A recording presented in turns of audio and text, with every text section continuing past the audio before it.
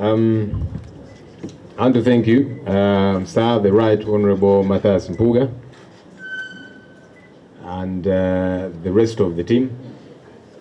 Once again, to thank you for your service and you steering us through the time that you have steered us, and the team, the very able team that you have been working with.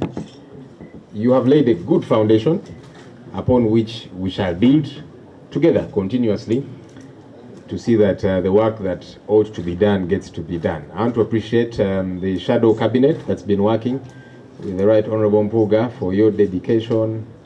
Every so often I would come for some of the meetings whenever I wasn't busy with COSASE, and I could see a lot of work going on. So I want to appreciate the entire team, and as he has appreciated the technical team as well.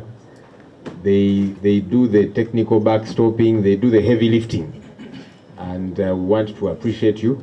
My hope is that we shall continuously work together very well. I saw the Honorable Helen Nachimuli coming in. You're welcome. She's our incoming Minister for Information and Anti-Corruption. Akagamba Joyce Bagala had the way she would say it. While everybody would say anti-corruption, she would say anti-corruption. It should make the office really very powerful and serious.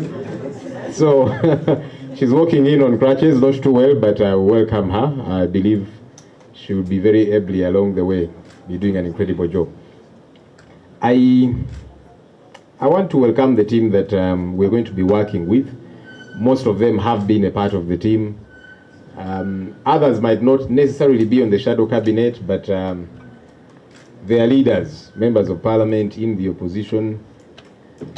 I've been trying to understand. I was having a chat with the Right Honorable Mpuuga, and I was saying there seems to be a lot of excitement about this particular change of leadership, this particular transition.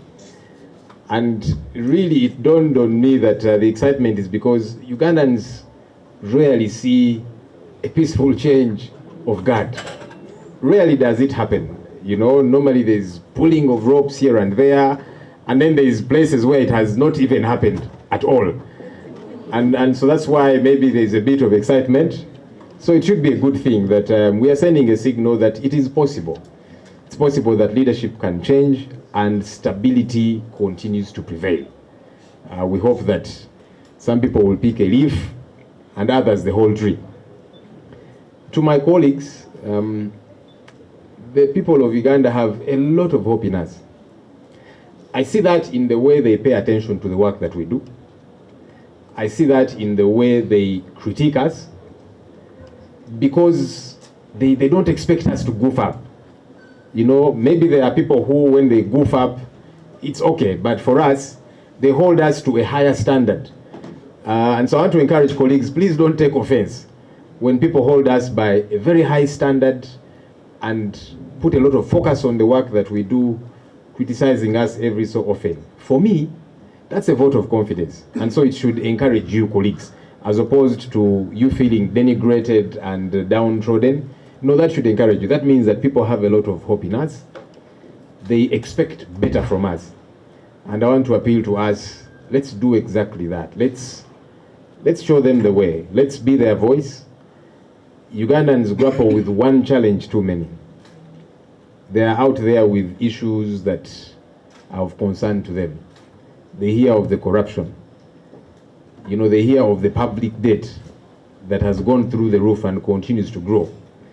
And yet with this growing public debt, they don't see how it's reflected in service delivery. They see the poor roads on which they drive.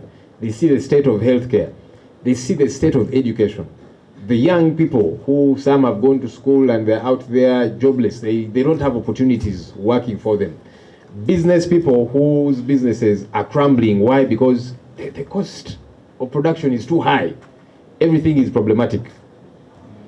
These Ugandans are looking to you and I to be their voice, to offer leadership. They know there is a government somewhere, but they know that that government does not care so much for them. That's why they behave the way they do. And so they look to you. And my hope is that we shall not let those people down. that we shall speak out for them, that we shall put emphasis on the issues that concern them. Some of them I have raised. We have been through and continue with the issue of human rights violations. Ugandans want justice, and they're counting on you and I to be their voice for that justice. People lost their loved ones through the election period. Many others are in jail. The Olivia Lutayas of this world, the Machetes, Rashid Seguja, Sanya, several others. Those are just but a few. Some up to 4 years, and their cases have not kicked off at all.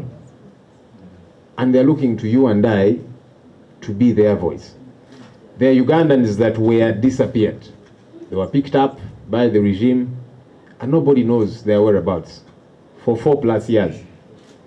Their families are continuously in groaning, but they do have hope when they see us pay attention to these issues, when we continue to put emphasis on these matters. My hope is that we shall only engage a higher gear in these issues for the sake of the people that we represent.